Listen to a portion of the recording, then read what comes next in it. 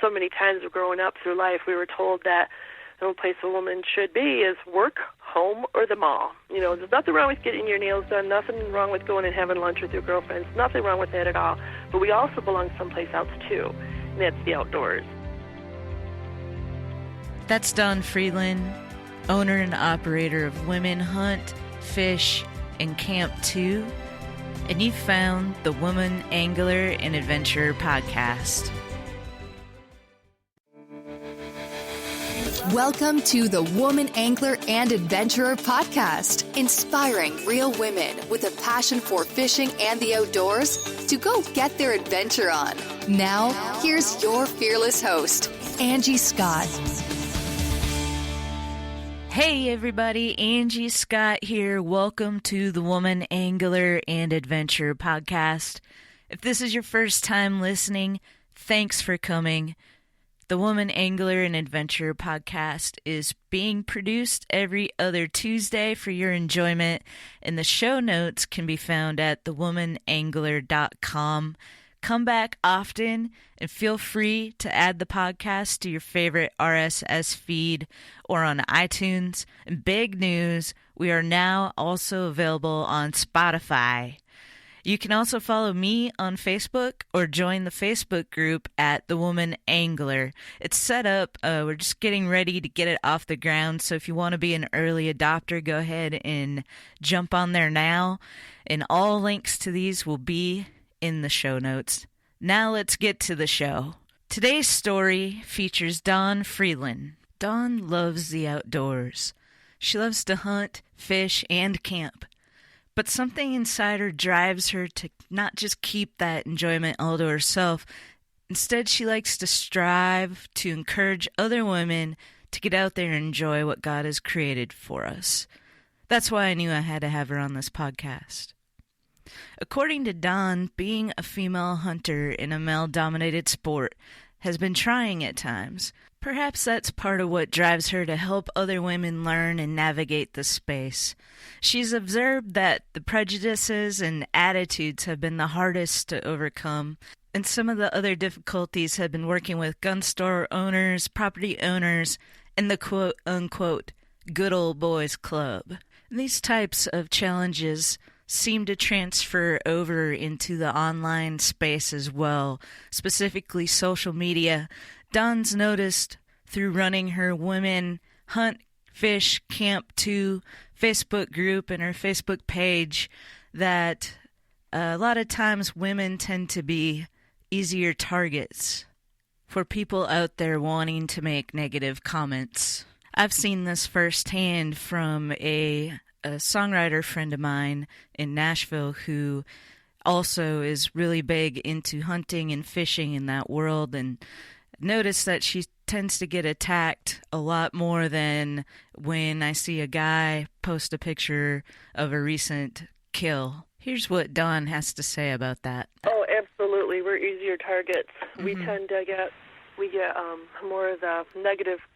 And I'm not sure why that is, but we get more of the negative comments than if a guy was to post it. And I see a lot of these female trophy hunters, and specifically, will get death threats and stuff sent to their home against their children, and it's horrific. It is just, they'll make Facebook pages, social media accounts just to slam and hurt and shame these women hunters, and it just blows my mind, but you don't see much of it at all about if a man does it. Mm-hmm. Yeah, there's still a double standard, even if they're an anti-hunter. There's still a double standard out there. Hey, where's my death threat? I killed him again. Yeah, it's crazy. I don't understand it. I don't know why. Just because it's just out of the norm, I'm not sure. Mm-hmm. Or they feel that we're easier to bully and push around. I'm not sure. I really don't know why. But for the most part, how I handle on my pages when I get those, I used to get them at the very beginning. I got them a lot. When I started Women Hunt too, I got it quite a bit. I would get them daily. I was really watching all the comments, every single thing that was posted on my page diligently. Mm-hmm. I can relax a little bit more now, but at the beginning, I found that the longer I leave the comments up, the more it brought more negative comments. it was like a magnet. It was like, okay, we got away with that one. Hey, guys, you jump on there, too. Hey, I'm going to call my friend, and you call your 2 friends, and you guys all get on there and comment negative stuff, too. Report these pictures. As soon as I started realizing that all I had to do is block them, report them, ban them, whatever I had to do, delete them, it would go away instantly, and there was nothing more after that. Okay. It was just a matter of time. Because there's sometimes, you want to use them as a teaching, educating moment. Mm-hmm. Like, hey guys, they chose to take this large animal, but you don't understand the background behind that. What they do in Africa is a different way of hunting they do over there than they do here in Michigan or throughout the United States. Even the way we hunt here in Michigan, they hunt differently in California. They hunt differently in Florida. They hunt differently. And it's okay. And then we have different animals. Here, our deer only have spots on them when they're little babies, but some of these axis deer, some of these other ones, they'll have spots all year round, all throughout their whole entire life, and people don't realize that either. So sometimes they use it as an educational moment to kind of educate people, but then there's other times you just got to shut it down and just, because it's not about bullying. My fans that are posting these pictures, that I'm encouraging them and helping them and want them to encourage and ask questions and learn stuff too about other people, like I said, where they hunt in different areas is different than the way we do. But that it's all okay as long as it's legal, ethical, and the meat isn't wasted. That's all I care about. Bottom line, that's what I care about. That runs into a few struggles too with other companies, other organizations, but that is the way I feel, and that's how I run my page. And I guess for me, my instinct would have been, I haven't run into any of this yet because I'm just starting out and really just getting into things. But my instinct would have been to just, ignore any comments like that. But that's interesting that you say it kind of, if you just let them sit there, then it just kind of attracts. And it really did. I tried doing that too. And I finally got to the point where I just started posting. If you can have a difference of opinion. You can say, this doesn't look like something I would do. This doesn't look like fun to me. This is not for me. Cool. That's great. You're different. But you're not. That's still respectful. That's just stating how it's just not for them. It's something they want to do, or they're uneducated and they want to ask more questions. Great. But as soon as you start calling names, as soon as you start belittling or being condescending, as soon as you start being sarcastic, disrespectful, they got to go. I don't put up with anything. And like I said, I do a lot of fan shares, fan questions on my pages. For instance, one question that comes up quite a bit is, what do ladies do when you have to go to the bathroom when you're out hunting? That's not too many places you can go in life and ask that question. Right. There isn't too many. So I do there's top 3 or 4 questions that are asked, and the next one is, what do you do when it's your time of the month? When you're out there hunting, is it a good thing, a bad thing? What do you do? And so we'll post these questions, and almost like clockwork, we'll get some disrespectful comments, and I just found I have to just delete them, ban them, and report them. Sometimes I report them if it's real bad or harassing. But the person who posted these questions or posted pictures, they come here because it's a safe environment. They know that they're not going to get bullied. It's not going to be allowed. It's not going to be tolerated. So I'll get more of those types of questions and pictures and postings. If you're going to go someplace and you're going to post this picture of this, a small buck, a button buck that you shot, and you're a single mom, you're in state land, and you're proud that you're going to feed your kids. Your mom and dad help watch the babies so you could go out and hunt, and you took a smaller sized deer, and we get inadvertently, every single time we get somebody bashing them, saying, you should have let that one grow, should have let that one pass, and who do you think you are? And to me, it's like, you know what? You're not to judge what she did or didn't do as long as it was illegal, it was an ethical shot, and she didn't waste the meat. Who are you to judge? If it's okay with the state, why is it not okay for somebody else to feed her family? And I just have such a problem with that. That is probably my biggest pet peeve that I have. Now I'm wondering, so what do you do if you're out there and you have to go to the bathroom? Well, personally, what I do is I tend to dehydrate myself too much. So if I know I'm going to be out hunting and I'm not going to be able to come back for 5, 6, 7 hours, I will dehydrate myself. I will only bring a very small amount of water and only take little sips. But if it's to the point where I'm out there a long time and it's just, you can't help it, you just have to go. I know some ladies will bring like coffee cans with a lid and the toilet paper in there, so then they have that with them, and then they seal it all back up so the smell doesn't escape. I know some people use the little Go Girls or the She-Wees is like a little funnel to stand up, go to the bathroom. That's something that I don't think would work for me, so I haven't tried that. Everybody's a little different. Some people just will only go a 2-3 hour hunt and then they come back home just so that they can use the restroom. So it's everybody's personal preference. Yeah. It really is. You got to figure out what works for you. And what I like about when people ask those questions, you're going to get so many different answers. One of them are going to work for you. You're going to find something in those questions or in those comments that will work for you. Or, oh, I never thought of that one. That's probably a good idea. I could probably do that. So there's a lot of good things on there. So how did you get so into hunting and in the outdoors in the beginning? At the beginning, my dad, he was an avid, outdoorsman. He loved hunting.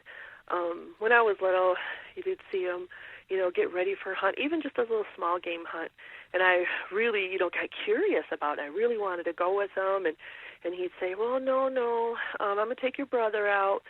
What are you doing? I want to know too. I want to go too. And, well, we're going to squirrel hunting. Well, cool. I was all about it. And go talk to your mom. She might have something for you to do in the kitchen. This isn't really for girls.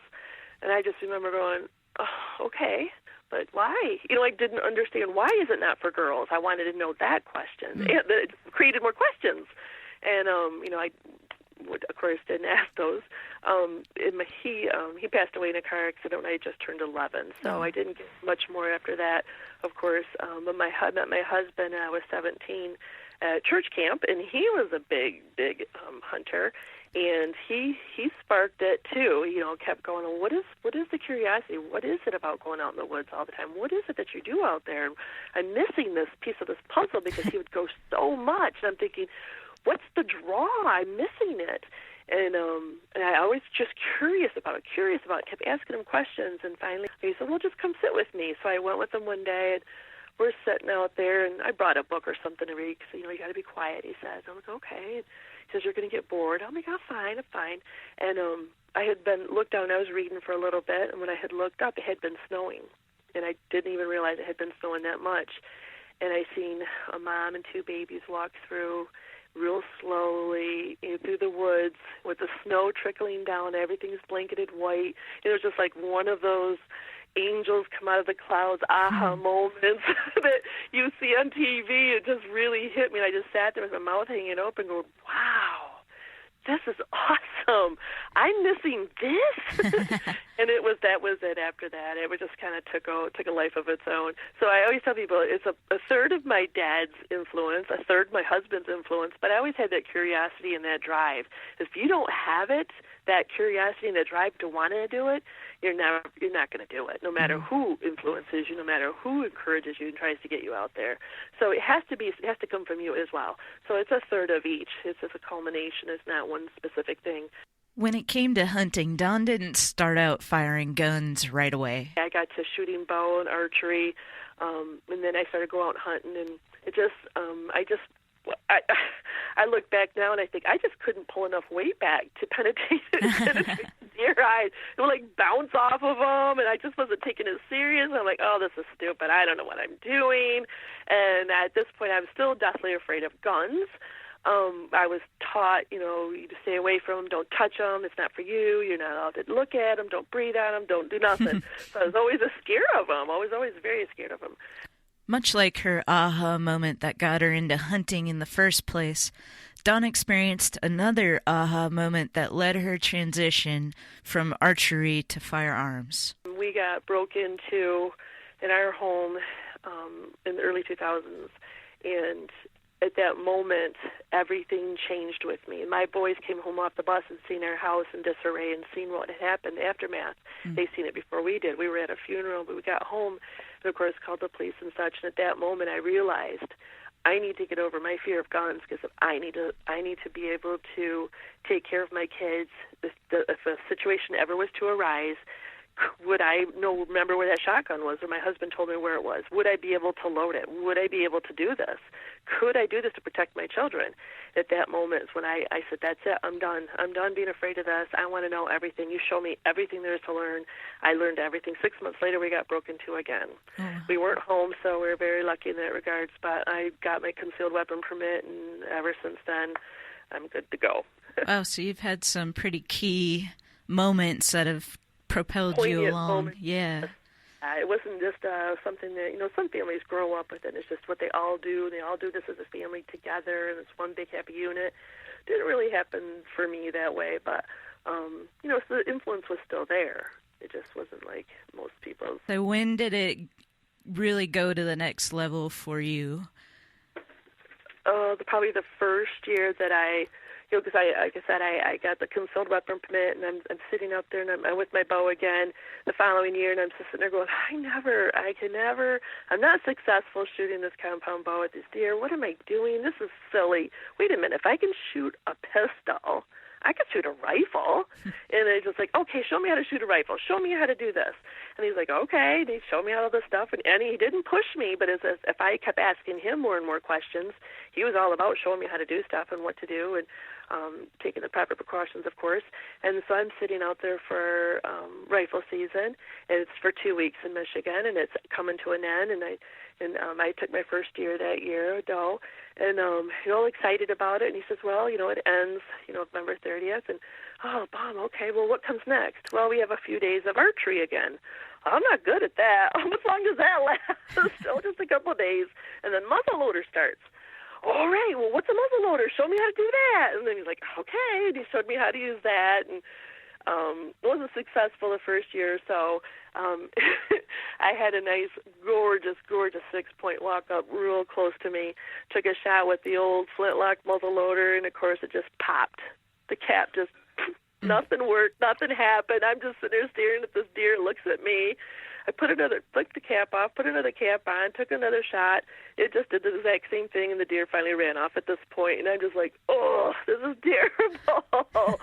I went to town that day and bought a brand new inline Thompson Center 50 caliber, and I just love that thing. And I've been almost as much successful at that as I am my 30-06 that I bought from a garage sale. I just did. Those are my two favorite guns of all the guns. And then after that muzzleloader season, I said, okay, now what's next? And he's like, well, we have late doe. And then after that, there's nothing. I'm like, what do you mean there's nothing? There's no more seasons. It's January 1st. I'm like, no, what's the next type of, I'm thinking he's hung up on deer. And I'm like, no, what's the next animal season? He said, well, spring turkey, I guess, but I don't really turkey hunt. Like, okay, when is this? He goes, well, sometime in the spring. That's all I needed. And I took off, and I watched videos, and I watched interviews, and I talked to so many people and picked the brains at the gun clubs and the stores. So I'm self-taught in turkey hunting. Had a blast with that. I've had such a good time with that. But I said, well, that'll keep me going at least until fall turkey, which is September 15th here. And then, of course, October 1st is our bow again. So it kind of feeds the passion a little bit. And now I'm into bear hunting, too, and I can usually get that at the end of August, 1st of September in Canada someplace. So wow. That kind of feeds the passion a little bit, keeps it going. So why the big obsession? What's the draw for you?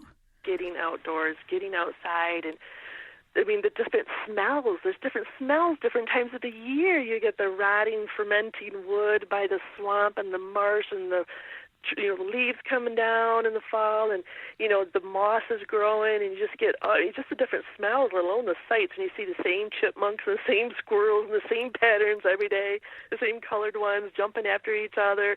We have gray, black, of course, the red fox squirrel. We have all different colors.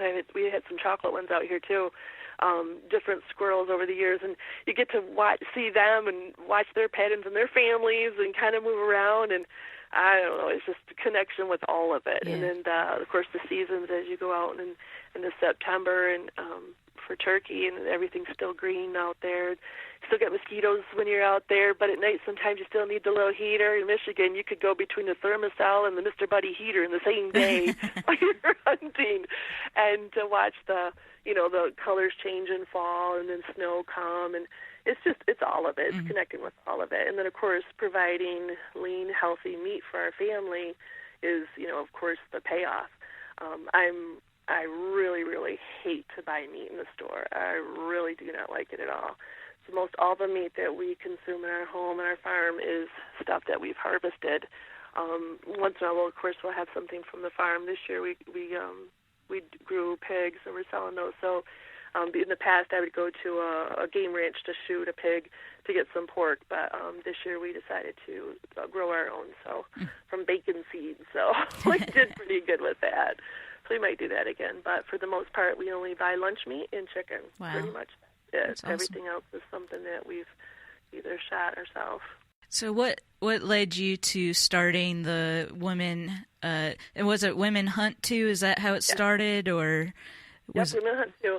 I had at the time, this was 2010, just by at the time you didn't have an option to shut off what things you like or don't like to show to the public, because I had everything set to private on Facebook. And there was some pages that I had liked, which is a lot of Remington and Thompson Center and some of these gun pages and other Facebook social media for hunting stuff related. And somebody who was a mutual friend of mine seen a lot of this stuff, and they had been looking for somebody to be on this new talk show that they had on the radio. This was in Florida, so I had to call in and do a talk show thing on Saturdays. At first I thought he was kidding. He says, well, I've seen a lot of stuff that you like, you're really into. We really like to have you on there. Would you think you'd be interested? Thought he was kidding at first. Like, sure, okay, you and everybody else, they send me these weird messages. You just don't believe them. And I asked him to send me their website that they were on and show me a little bit of information, and he did, and by golly, it was real. So I started doing radio on Saturdays. That's how actually it all began. And he said, we can't pay you, but we'd love to link back to your website, or anything you have on social media. Social media? What is he talking about? I have nothing. And he says, we could link back and we could write your own commercials, basically. What is he talking about? How in the world? And after that, it just kind of like, well, I guess I could open a Facebook page. Let me see what's out there for women. Because I had been looking, and there just wasn't anything. Well, this time I looked diligently and really didn't find much of anything for women in the outdoors specifically. And it just like, okay, I got to come up with a name. Well, what am I going to call it? And just took on a life of its own. And then I had the page running for a while, and people would start saying, well, where's your T-shirts? What T-shirts? We want to buy your T-shirts. You want to buy T-shirts? I just couldn't believe it. They said, well, yeah, we want a shirt that says Women Hunt Too on it. Okay, so now I'm a T-shirt salesman, I guess. It just took on a life of its own, and it's been growing crazy ever since. Yeah. On my Women Hunt Too page on Facebook, I have quite a few followers, and those are all organic. They're not paid in any way. I've never paid Facebook to advertise. These are all organic likes. Wow. So we have pretty good following. And it's been since 2010, so it'll be 8 years this fall. But it's just being an everyday, average woman, middle-aged, overweight woman that just loves to do what she loves to do and likes to promote it online. And just trying to encourage women to get outdoors. That's basically the bottom line. Soon Dunn found herself expanding the group from hunting to fishing and camping and other outdoor activities. Right. It was a matter of just a few months, and I had people saying, well, I don't like to hunt, but I love to fish. How come you don't have a women's fishing page? Okay, I guess I'll do women fish too. And then after that, well, I don't hunt or fish, but I love to camp. Like, all right, this is just kind of how it grew. They told me what they wanted, and then I just went from there. So that was just a matter of a few months after that those grew, those pages. And then just this last year, I started because I wanted something a little bit more personable. Mm-hmm. Facebook has changed quite a few things, how things are run, what people are seeing in their news feeds, what comes first in their news feeds. They want us to pay for them to put these things up in the news feeds. People don't see a lot of my posts because I won't pay for it. So groups will they'll show up more, so I'll have more interactions with people, asking questions, referring links to different things. Hey, ladies, what did you find out for women's camouflage clothing? I can't find anything that will fit my body type. Do you guys have any links? And then they'll share with each other. Mm-hmm. These worked for me. This worked. This didn't work. Don't try these. Try these. And it's just kind of a community thing of figuring out what works best, figuring out the need, and then supplying that need. It's figuring out, of course, necessity is the mother of invention. It's basically how it runs. So we in the group page, the VIP group, we just encourage each other, ask questions, and everybody's encouraged to promote their self, what they do, where they're from, what type of rod and reel they use, what type of gun they shoot, what area they're at, if they're affiliated even with a business page. What's been some of the biggest benefits that have come out of starting the Women Hunt Fish Camp 2 stuff? Just, I imagine you've got a lot of great relationships and things. Well, yeah, the biggest thing is when I'm going to these expos and these shows, my number one love, the very beginning of everything, is to encourage women to get outdoors. When I'm at a show and I have a woman that will come up to me and say, "This is my first year hunting, and I didn't want to go, but I found your page online, and I thought maybe I could go sit with my husband for a little bit, and I did it, but then I really wanted to hunt by myself. Because I see so many people doing it, and I thought maybe if you guys could do it, I could do it. And look at my doe I shot this year." They show me a picture of something. That is awesome. That is what it's all about.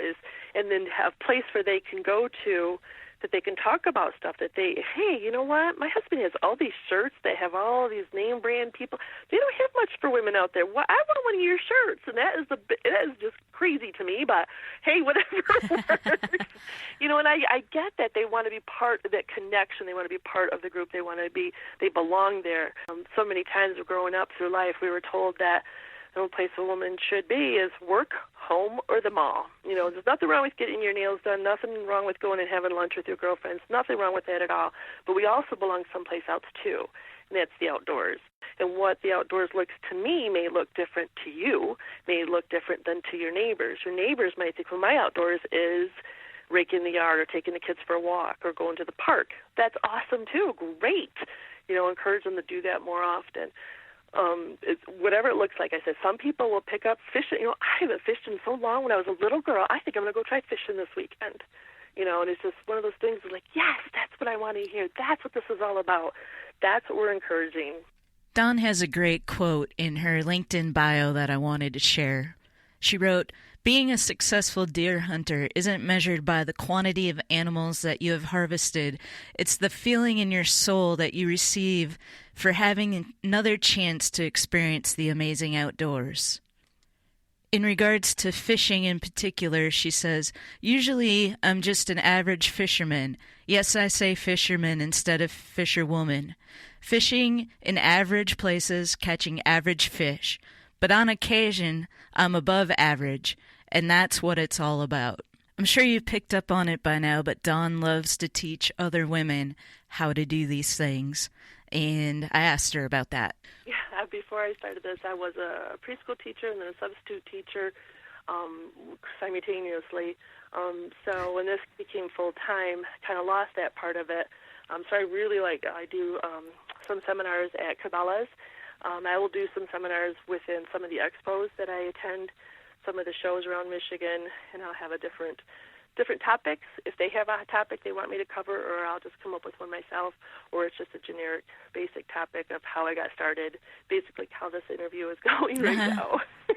Do you have like sponsors and things like that as well, or are you just out there promoting the Women Hunt too and Fish too? Yeah, so I found that basically to get those messages out, to talk to those women, to get to those expos and those shows, to get to Cabela's that don't pay you, costs money. Mm-hmm. So how you're going to get that money is by selling T-shirts, hats, and decals. Right. It's one of those things that it's not what I want to do. I'd love to do radio and TV and blog. That's what I would just ultimately love to do. However, you don't get paid much for doing those things. You really got to have a way. And of course, we write commercials, which is a post of a really, cute little T-shirt, hat or decal idea that comes out and about. And of course, that's what helps pay for the forward going into the future about getting some of these things done and getting the message out there that, some of the younger girls coming up, children, there's a study that shows that if the father is an outdoorsman, that's great. There's a chance that your children will be as well. But if the mom is an outdoorsman, it grows exponentially of how much more often the children will become an outdoorsman because the mom has more of an influence, when they're especially at a younger age. That's just the way it is. That's just a study that I had read, and I believe it. I believe it wholeheartedly. Well, I love what you're doing, and that you've got such a huge following. It's super inspirational, for sure. Thank you. What advice would you have for other women out there that are passionate about hunting and fishing and the outdoors? Oh, just trying to encourage some of their friends, or encourage, like I said, take the children out. Or if you want to get involved more, their state DNR's website, each state has their own separate one, and there's usually some links on there of something that's coming up to their area. I know, like state of Michigan, we have some spring turkey hunting seminars that are coming up. Some are being housed at Cabela's. Some are being housed other areas, some restaurants in the areas. You can put in pretty much what town you're from or which one's closest to you, and those will pop up. So those are always free to attend also. As we wind down here, I'm always curious to ask my guests, especially since hunting and fishing gear can tend to be a bit pricey, what kinds of inexpensive gear are your personal favorites or can't leave home without items? The biggest deterrent that women have is when they're hunting is they don't want to get cold. That's the biggest thing. Where do I go to the bathroom? And I don't want to get cold. So I did write a blog, I think it's 2 years ago, about how to stay warm also, but it's also cost efficiency, which is silly things that sounds ridiculous to some people, but it's actually effective and very, very cheap. Like you can afford the most expensive boots that you can afford. They're still going to get cold toes. So of course you get those little 99-cent toe warmers. You throw those in there, and those don't only work for a certain period of time too. But I found that you wear wool cotton blend sock. Put your foot in a plastic bag, like a Myers bag, a bread bag, then either put another sock on top of that and put your foot in the boot. Your feet will also stay drier, but they'll stay warmer. And most people are like, that's so silly, but try it. You let me know if it doesn't work better for you. And I have done it so many times. It sounds silly, but it is just a cheap fix, but it works. Another one was having anything between your foot, the bottom of your foot, and the ground, like a piece of cardboard, a board, a blanket, anything between your foot and the ground to keep in that cold difference from going up into your bottom of your feet, up in your legs. That will make a big difference too. Cheap fixes, it's nothing that costs a lot of money. I'm all about that. And I know a lot of people they're hardcore. They got to have a certain type of print for their camouflage, or they think they're going to get seen.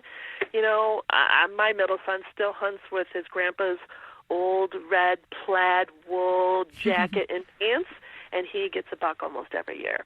You know, there's something for, you know, those awesome, amazing patterns, which are great, but if you can't afford them, it really doesn't make that big a difference. That's what a lot of people say. You break up the pattern. You got to break up the pattern. You can't move. How did those guys kill all those animals with all that plaid back then? Right. You know. Sometimes, of course, you're in a blind, and sometimes you have the stuff in front of you. So obviously, it's all camouflage. But it's basically, you could go to Goodwill. You could buy camouflage. You don't have to match. It doesn't have to be high end stuff. It doesn't have to be the best and the brightest and the best and the biggest. It just has to work for you. Yeah, I guess if you don't have the money to go out, that shouldn't be something to stop you from going out there and doing. I know that people will. I've heard them make fun of people for wearing. Oh my gosh, your camouflage doesn't even match. Oh, you're wearing the red plaid, but you're wearing something purple. The deer can't see it anyway. You wear camouflage, so the deer don't see you, not for your buddy, not for your judgment of the other hunters around you. Right. To break up the pattern when you're out there in the woods. But, you just got to figure out what works for you, what works for your area. Where I hunt with a lot of oak trees. It's just the colors in the fall, of course, are bright orange, bright yellow. It all depends, so. Awesome. It's all different. Or where you hunt someplace else, they don't have those colors. You don't have the same type of patterns that we have in the trees that you would have someplace else. So. Well, that's great. I really enjoyed this. A lot of fun. I love talking with you and learning more about the hunting world, because I'm more in the fishing world, and so. But no, it's awesome. I love that you're getting out there. I love that you're doing what you're doing, and I love your mission. Thank you. Yeah. I appreciate that. Very Yeah, we're all in this together, and we're all here to help each other, encourage each other out there. Awesome. Number one, stay safe. Yes. Be safe. Awesome. Well, thank you so much. Great. Yeah. Thank you so much for having me. Yeah. Appreciate it. Where can people find you online? WomenHunt2.com is the website, and then, of course, the Facebook pages is facebook.com/WomenHunt2, Women Fish 2, Women Camp 2. We have it all. Yeah, we have a little bit of everything. Awesome. All right, that wraps up my interview with Dawn Freeland. Be sure and check out her website and Facebook page. And don't forget to go to thewomanangler.com, where you can access all the show notes, see some pictures, and all the links that we've shared in today's episode. Thanks for tuning in, and we'll be back in another 2 weeks with another awesome episode featuring another amazing woman. In the meantime, as Dawn said, everyone, please stay safe.